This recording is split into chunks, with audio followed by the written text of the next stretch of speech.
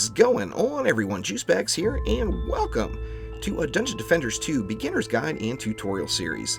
This series will be in really no specific order, as new topics will come up, but I will try to get it organized after release into a much more complete and timely playlist.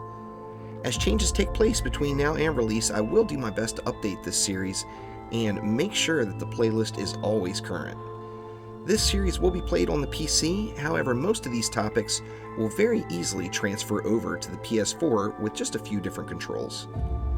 If there's anything at all that you'd like more information on, or something that you struggled with as a beginner, let me know in the comments below and I'll do my best to make it a topic in this series. Without further ado, let's get started. Before we continue along any further in these tutorials, I think it's very important to talk about the in-game currencies available in DD2. So let's go ahead and take a look at it. Now, if you hit I and open up your forge, the first page that's going to pop up is your inventory. And if you see this row right across the bottom, that is going to list all of the different currency types available in-game. First off, we're going to talk about gold. Gold is very, very important in the game. You will earn just a ton of gold throughout the course of the time you're playing Dungeon Defenders 2, plus you will spend an absolute ton of gold as well. Now, on that same note, gold is available from just about everywhere. You can just pick gold up right off the ground when you're running maps. You get gold in victory chests when you complete maps, and then you get even more gold as a reward for completing the map itself. You can also get gold from selling items. This is going to be where a large chunk of your gold comes from, so by all means pick up everything.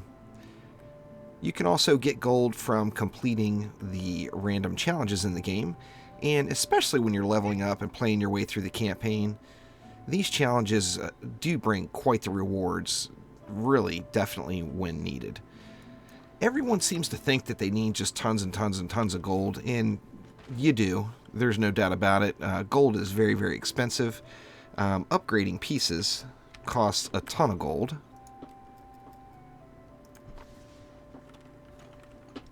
My advice to any newcomers in the game is this. First off, don't upgrade anything until you get to Nightmare 4. There's really practically no reason, because any of the armor pieces that you earn prior to that, you're going to be replacing very, very quickly.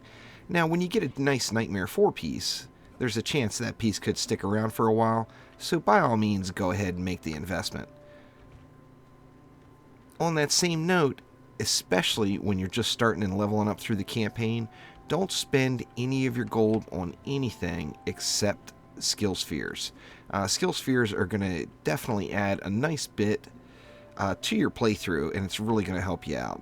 So although it's tempting, you're usually better off not going over and visiting the Relic Hunter, or the blacksmith for that matter.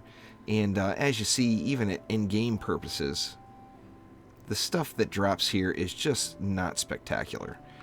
It's not going to help you out that much, and it's going to be a temporary fix and a temporary up if you do buy something from one of those guys.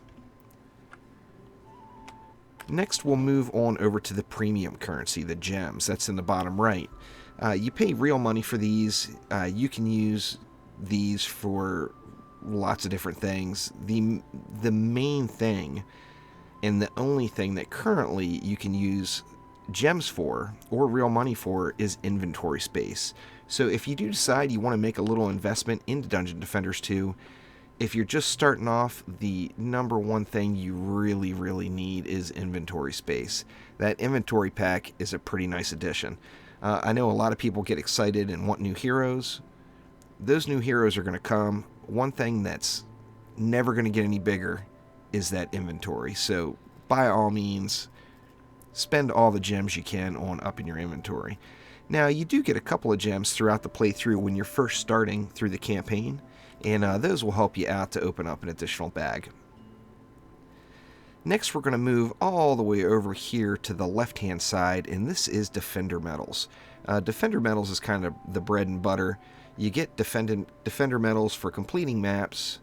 You'll get Defender Medals for doing the daily missions, and a bonus weekly mission, which usually gives 600, as you see this one did, it's real important to earn Defender medals to make sure that you're doing your dailies and your weeklies. As you see, you can hold 3 dailies.